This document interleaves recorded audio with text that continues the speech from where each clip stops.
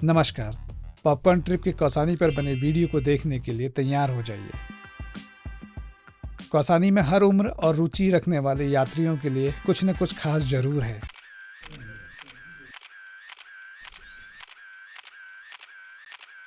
अनासक्ति आश्रम, सवला आश्रम, सुमित्रानंदन पंत संग्रहालय, स्टारस्केप्स ऑब्जर्वेटरी और पैनोरामिक हिमालयन व्यू पॉइंट, ये सभी मुख्य बाजार के आसपास स्थित हैं, जहां पैदल घूमा जा सकता है।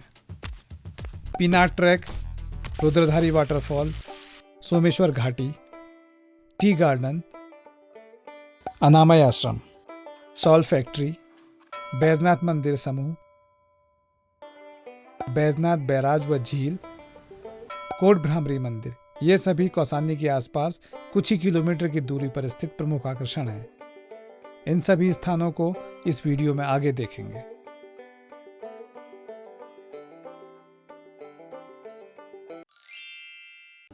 उत्तराखंड के दो प्रमुख जिले अल्मोड़ा और बागेश्वर की सीमाओं के बीच बसा है एक कम भीड़ भाड़ वाला hill station Kausani.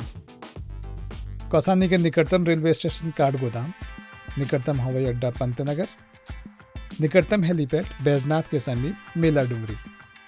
Railway station या एयरपोर्ट से शेयरिंग टैक्सी या कैब बुक करके कौसानी पहुंचा जा सकता है। निजी वाहन या बस से भी यात्रा की जा सकती है। हल्द्वानी से नियमित अंतराल पर बस और टैक्सी चलती हैं, जो प्रातः से लेकर दोपहर तक उपलब्ध रहती हैं। काठगोदाम से आगे का पहाड़ी मार्ग होने के कारण रात्रि में यात्रा करना अवॉइड करें। पहाड़ों में बाजार भी शाम ढलने के साथ बंद हो जाती हैं। काठगोदाम रेलवे स्टेशन से कौसानी पहुंचने में सामान्यतः 5 से 6 घंटे का समय लगता है।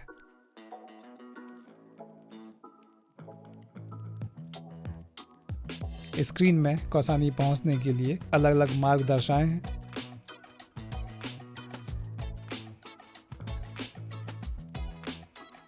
कौसानी की दूरी कुछ प्रमुख स्थानों से स्क्रीन में देख सकते हैं। कौसानी के प्रमुख आकर्षणों की बात करते हैं। कौसानी की मुख्य बाजार या बस और टैक्सी स्टैंड के आसपास है। यहाँ कुछ दर्जन दुकानें, रेस्टोरेंट, ग्रोसरी शॉप आदि हैं, जिन्हें कुछ ही देर में घूम सकते हैं। अब जानते हैं अनासक्ति आश्रम। सन 1929 में जब गांधी जी कौसानी आए तो उनका प्रवास 1 दिन का था, लेकिन यहाँ की सुरम्यता से मुग्ध होकर 2 हफ्ते कौसानी रुके। वो जहाँ रुके उस भवन को अब अनासक्ति आश्रम के नाम से जाना जाता है। मुख्य बाजार से कुछ ही मिनट्स में थोड़ा चढ़ाई तय कर अपने वाहन से या पैदल पहुंच सकते हैं। आश्रम के प्रांगण से सायंकाल हिमालय की पहाड़ी पर पड़ने वाली सूर्यास्त की सुनहरी आभा देखने पर्यटक पहुंचते हैं। अनासक्ति आश्रम में एक छोटा संग्रहालय एवं अध्ययन केंद्र है, जहां गांधी जी के प्रवास से जुड़ी वस्तुएं प्रदर्शित हैं और प्रतिदिन प्रार्थना होती है। अनासक्ति का अर्थ है नॉन अटैचमेंट, यानी कर्म करते हुए न किसी भी वस्तु, व्यक्ति के प्रति मोह, न किसी फल की इच्छा रखना। अनासक्ति आश्रम में गांधी जी की मूर्ति के पास उनकी फिलॉसफी दर्शाते 3 बंदरों के साथ कई अन्य स्थानीय बंदर भी टहलते दिख जाते हैं।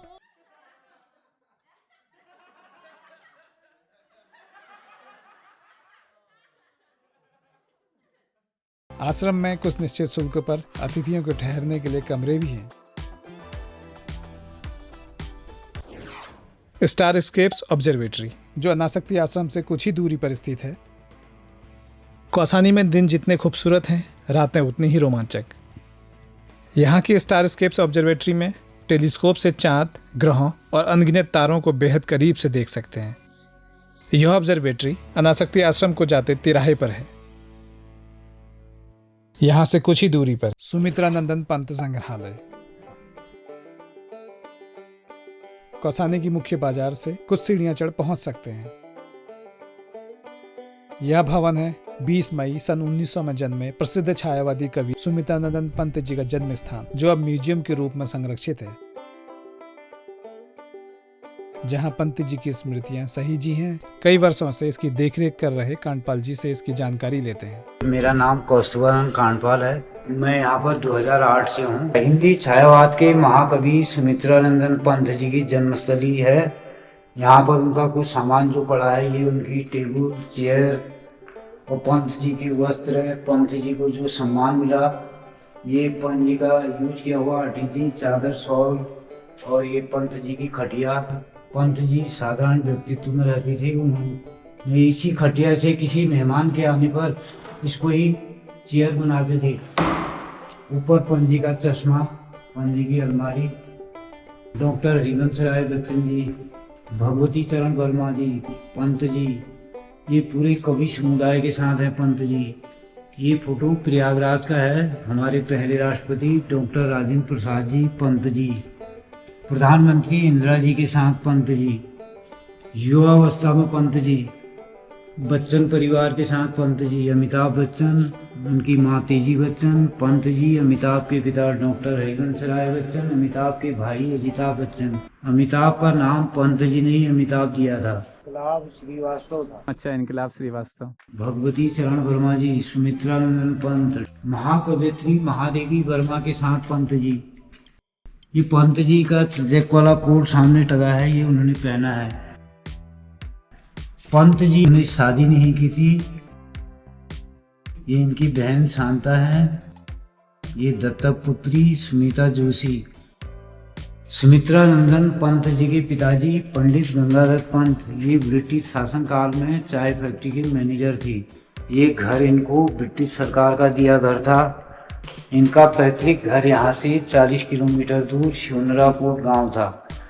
उन्होंने 40 रचनाएं लिखी थी। सामने पंत जी की अलमारी रखी है, उसमें पंत जी की 40 किताबें पड़ी हैं।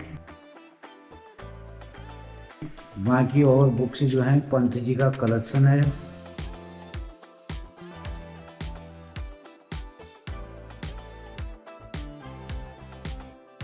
यहाँ का एक अन्य आकर्षण है सरला आश्रम। सरला आश्रम या लक्ष्मी आश्रम कौसानी की शांत पहाड़ियों में स्थित एक आध्यात्मिक और सामाजिक सेवा केंद्र है। आश्रम तक कुछ चढ़ाई चढ़ के ट्रैक करते हुए पहुंचा जा सकता है।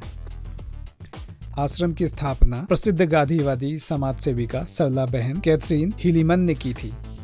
यह आश्रम पर्यावरण संरक्षण, शिक्षा, ग्राम विकास और प्राकृतिक जीवन शैली को बढ़ावा देने के लिए समर्पित है। कौसानी का अगला आकर्षण है टी गार्डन व फैक्ट्री। यह कौसानी बस स्टैंड से लगभग 3 किलोमीटर की दूरी पर कौसानी बैजनाथ रोड में स्थित है। यहाँ मुख्य गेट से प्रवेश लेकर चाय बागान के अंदर लगभग 2 किलोमीटर का ट्रैक कर सकते हैं। यह सुंदर ट्रैक चाय के पौधों के बीच से होकर गुजरता है।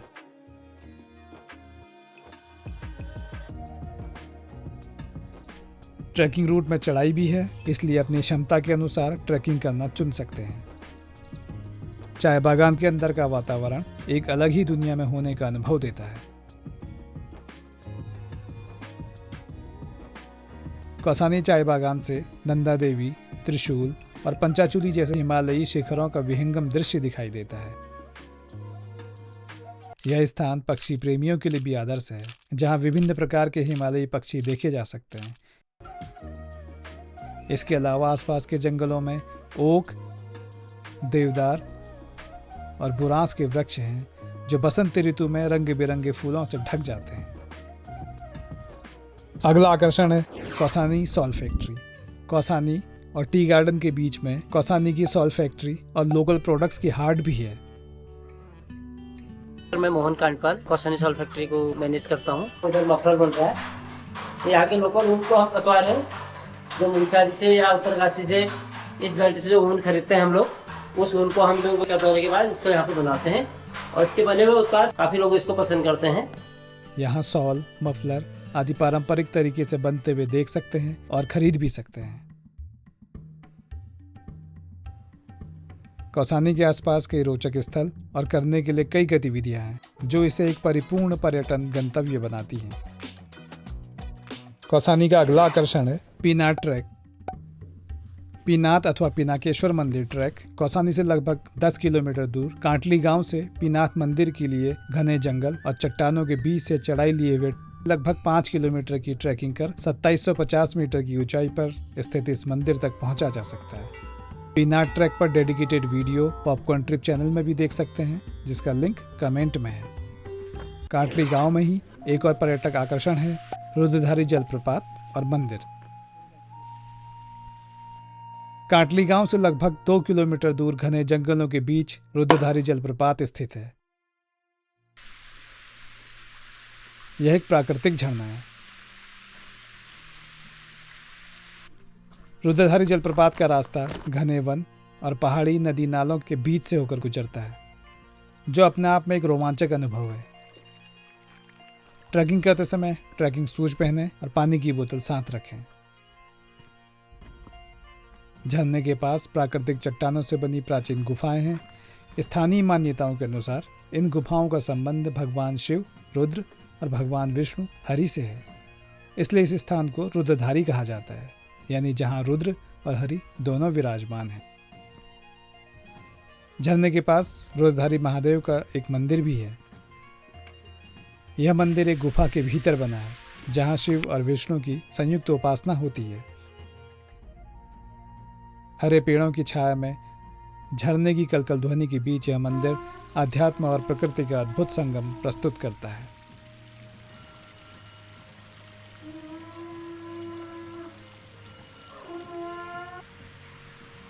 पर्यटक यहाँ आकर शिवलिंग में जल चढ़ाते हैं और ध्यान लगाकर प्राकृतिक शांति का अनुभव करते हैं।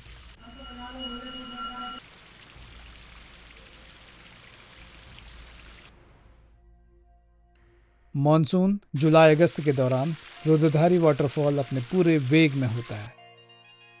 मई से सितंबर और सर्दियों में दिसंबर जनवरी तक भी पर्यटक यहाँ आते हैं, लेकिन ध्यान रखें, बारिश में रास्ता फिसलन भरा हो सकता है।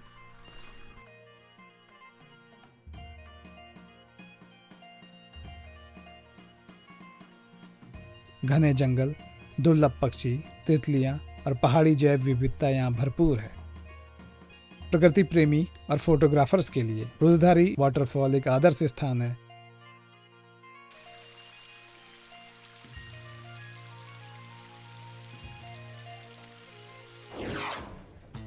कौसानी का एक और आकर्षण है अनामय आश्रम। ध्यान, योग, ऑर्गेनिक फार्मिंग, सात्विक जीवन शैली और छात्रों को वैदिक अध्ययन कराता संस्थान है अनामय आश्रम। स्विट्जरलैंड मूल के निवासी, जो भारत में स्वामी आशुतोष के नाम से जाने जाते हैं, महर्षि महेश योगी से प्रभावित होकर आध्यात्मिक जीवन में आए। ने अपने कर्मभूमि के लिए कौसानी को चुना। मैं पहले पैदा हुआ था स्विट्जरलैंड। ये भी भाग्य की चीज है, क्योंकि महर्षि खुद स्विट्जरलैंड में आए थे और महर्षि ने मुझे इंडिया ले गए थे। जो भी मैं आज हूँ, जो भी मैं आज कर रहा हूँ, जो भी मैं आज जानता हूँ, ये सब महर्षि के कारण से है। उन्होंने कौसानी में अनामय आश्रम की स्थापना की है। यहाँ स्वामी आशुतोष भारतीय शिक्षा और स्वास्थ्य पद्धतियों के विकास के लिए अपना अमूल्य योगदान दे रहे हैं। मेन पर्पस ये है कि हम वेद फिर जीवित करेंगे। तो ये मेरा संकल्प है कि हम पूरा हिमालय फिर वैदिक बनाएंगे, पूरा भारत फिर वैदिक। आश्रम में स्वामी आशुतोष ने एक वैदिक स्कूल शुरू किया, जिसमें अभी 40 से अधिक विद्यार्थी शिक्षा ले रहे हैं। वैदिक स्कूल है, मतलब हम कम से कम 40 बच्चे हैं कि वेद पढ़ते हैं, ऋग, सामवेद, यजुर्वेद, व्याकरण, ज्योतिष, तो आयुर्वेद। हम एक आयुर्वेद कॉलेज भी एस्टेब्लिश करना चाहते हैं अभी। सो देन हम एक आयुर्वेद क्लिनिक है। यहाँ तक पहुँचने के लिए आधा किलोमीटर से अधिक का ट्रैक है। यहाँ ऐसे लोग भी आ सकते हैं जिन्हें योग, ध्यान और आध्यात्मिक जगत में रुचि है। अतिथि यहाँ आते हैं तो वो किस तरह से यहाँ पे बुकिंग करके आते हैं? यहाँ महीने में 2 बार होते हैं, एक हफ्ते की कोर्स। इस कोर्स में हर एक आदमी आ सकते हैं, देश और विदेश, इंग्लिश या हिंदी, हम दोनों भाषा से ये होते हैं। और हम समझाते वेद क्या है, वेद विज्ञान क्या है। जो भी मैं अभी थोड़ा सा समझाया था, ये हम भी थोड़ा सा मोर एक्सटेंड समझाते हैं। There is no pill for every ill, but every pill follows a ill. मेरा नाम संजय प्रीति है। यहाँ पे आने के लिए लोगों के दो रास्ते हैं। पहला तो ये कि वो पेइंग गेस्ट के तौर पे यहाँ पे आ सकते हैं, कम से कम 4 दिन यहाँ पे रुकना है, क्योंकि हमारे आश्रम का जो मुख्य ध्येय है वह है योग ध्यान करना। उस ध्यान को सीखने के लिए 4 दिन चाहिए होते हैं। इसके अलावा यहाँ पर एज ए वॉलंटियर आप यहाँ आश्रम में रुक सकते हैं। स्वयं सेवक के लिए जो आश्रम में व्यवस्थाएं हैं उसके लिए उनको 5 घंटे आश्रम में सेवा देनी होती है अपनी, और उसके बदले उनका रहना खाना यहाँ पे मुफ्त होता है, लेकिन एक शिविर करना होता है। इसके लिए अनामय आश्रम में हर महीने 2 कैंप आयोजित होते हैं। हर कैंप की अवधि 1 सप्ताह की होती है। इस कैंप में हम लोगों को योग ध्यान सिखाते हैं, और जो ये कोर्स है ये वक्त इसके लिए हमने छोटा सा शुल्क रखा हुआ है 1 हफ्ते का, जो हम सिर्फ अभी 5,000 रुपये करते हैं। इसमें उनका रहना खाना सब है। आश्रम के कुछ नियमों का पालन करते हुए यहाँ कुछ दिनों के लिए ठहरा भी जा सकता है, जिसकी जानकारी स्क्रीन में दिख रही आश्रम की वेबसाइट से ली जा सकती है।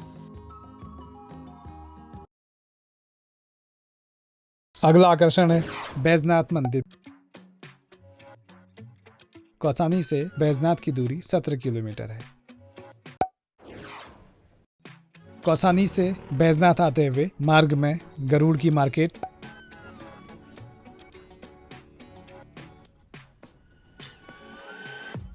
गरुड़ के बाद 2 पुल मिलते हैं। दूसरे पुल को क्रॉस करते ही दाईं ओर बैजनाथ मंदिर का गेट है। मुख्य गेट के सामने कुछ वाहन पार्क हो सकते हैं। मुख्य गेट से 100 मीटर आगे बड़ा पार्किंग स्थल है। पर्यटक जहां अपने वाहन पार्क कर वहीं से नीचे झील की ओर उतरती सीढ़ियों से झील के किनारे घूमते हुए मंदिर तक पहुंच सकते हैं। बैजनाथ मंदिर समूह यहीं पर गोमती नदी के जल को रोककर झील का निर्माण भी हुआ है, जो इस स्थान की खूबसूरती को और बढ़ाता है। झील बेहद खूबसूरत है। बैजनाथ झील में बोटिंग भी की जा सकती है।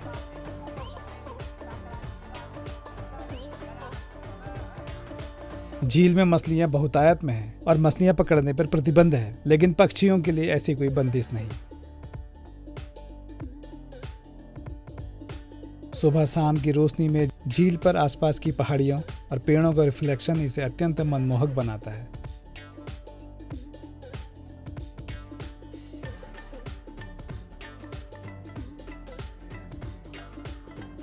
बैजनाथ अपने प्राचीन मंदिरों के लिए विख्यात है, जिन्हें भारतीय पुरातत्व सर्वेक्षण द्वारा उत्तराखंड में राष्ट्रीय महत्व के स्मारकों के रूप में मान्यता प्राप्त है।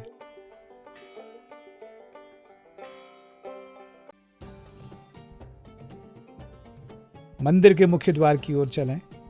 मंदिर के मुख्य गेट से कुछ सीढ़ियां उतरकर मंदिर तक पहुंचा जा सकता है। यह मंदिर कई छोटे बड़े मंदिरों का समूह है।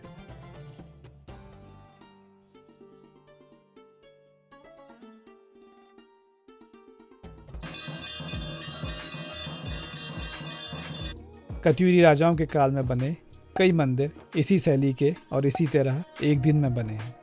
शानदार वास्तुशिल्प कौशल के साथ मंदिर अपने निर्माण के 1100-1200 वर्ष बाद भी मजबूती से खड़े, बदलते वक्त और आधुनिकता को सदियों पुरानी सभ्यता और विरासत से मिला रहा है। मंदिर के फर्श में कत्यूरी शैली के बिछे चपटे पत्थर हैं।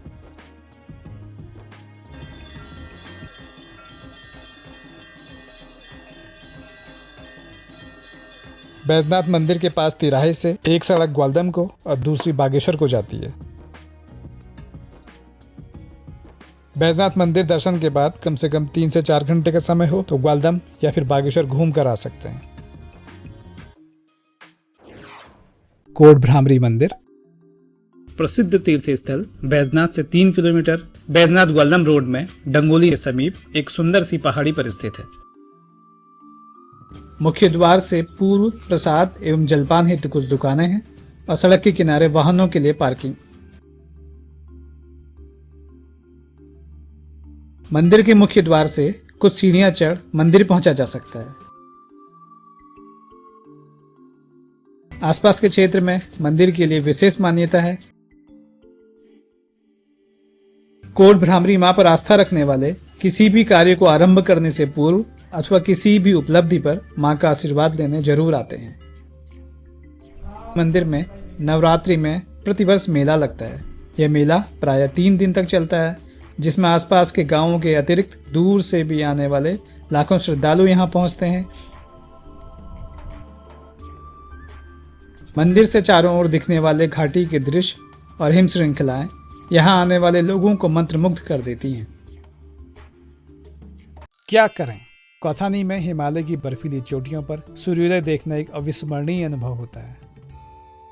हालांकि गर्मियों और बरसात के समय मौसम में धुंध की वजह से दृश्यता कम हो सकती है, फिर भी सुबह की ताजगी और दृश्य आपका मन मोह लेंगे।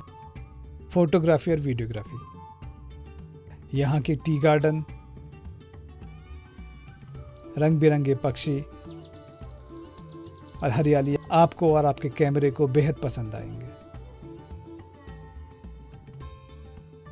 कौसानी के आसपास कई खूबसूरत गांव हैं जहां स्थानीय गाइड के साथ घूम फिर सकते हैं और स्थानीय संस्कृति को करीब से समझ सकते हैं। आइटिनरी, कौसानी प्रवास के दिनों में क्या करें।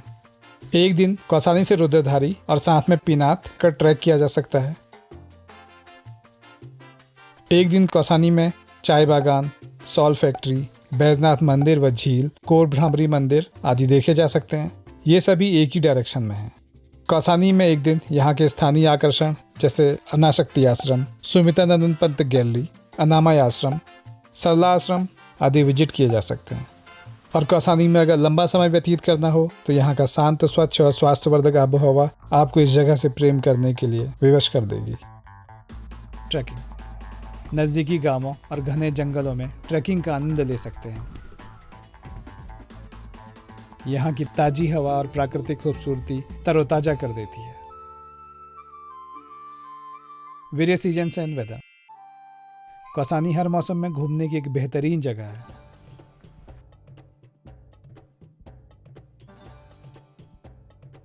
गर्मियों में यहाँ का तापमान सुहावना रहता है, न बहुत गर्म न बहुत ठंड। मई जून के पीक सीजन में सुबह और शाम हल्की स्वेटर की जरूरत पड़ सकती है। सर्दियों में बर्फबारी का आनंद लेने के लिए पर्यटक दिसंबर जनवरी में यहाँ आते हैं। बरसात में मौसम में हरियाली और बादलों के बीच कौसानी और भी मनमोहक लगता है। क्या खाएं? विशेष रूप से उत्तराखंड के पहाड़ी व्यंजनों का स्वाद आप यहाँ ले सकते हैं, जो स्वादिष्ट होने के साथ पौष्टिक भी होते हैं, जैसे भटकी चुड़कानी, डुबके, आलू के गुटके, झोली और मडवे की रोटी। उत्तर भारतीय व्यंजनों के साथ मल्टी क्यूजन रेस्टोरेंट्स कौसानी में मिल जाते हैं। यहाँ के सीजनल पहाड़ी ऑर्गेनिक ताजे फल का भी आनंद ले सकते हैं। वट्टूबाई, कौसानी में हर्बल उत्पाद, हैंडीक्राफ्ट और ऊनी कपड़े खरीद सकते हैं।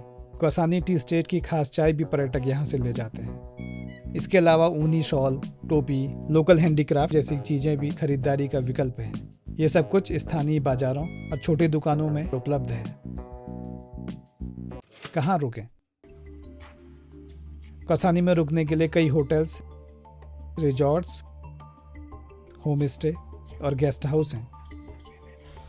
बजट ट्रैवलर से लेकर लग्जरी चाहने वालों तक सभी के लिए यहाँ उचित विकल्प हैं। जैसे स्टे इन हॉस्पिटैलिटी ग्रुप की 3 properties stay in budget travellers के लिए, मीडियम रेंज में ब्लॉसम हाइडअवे और प्रीमियम कैटेगरी में प्रतीक्षा हिमालयन रिट्रीट। ग्रुप की प्रॉपर्टीज कौसानी में अच्छे व्यू, अच्छी सर्विस और क्वालिटी फूड के लिए जानी जाती हैं। इसके अतिरिक्त कौसानी के जितने भी होटल्स, रिजॉर्ट्स, होम स्टे की जानकारी हमारे पास है, वह हमारी वेबसाइट के URL popcorntrip.com/कौसानी में देखी जा सकती है। अगर आप शांत वातावरण और स्थानीय संस्कृति का अनुभव करना चाहते हैं तो गांवों के पास बने होम स्टे पर रुकना एक विकल्प हो सकता है। पहाड़ों की यही बात सबसे खास है कि ये आपको दुनिया की भीड़ से दूर खुद के करीब ले आते हैं। इस प्रस्तुति में आपको सबसे अच्छा क्या लगा, नीचे कमेंट्स में हमें और दूसरे दर्शकों को भी बताएं। हम दुनिया तो नहीं बदल सकते, लेकिन आपका अगला वीकेंड प्लान जरूर बदल सकते हैं। पॉपकॉर्न ट्रिप के पिछले वीडियो भी देख सकते हैं। जब तक कि अगला आए, इस सफर को हमारे साथ जीने के लिए आपका आभार। धन्यवाद।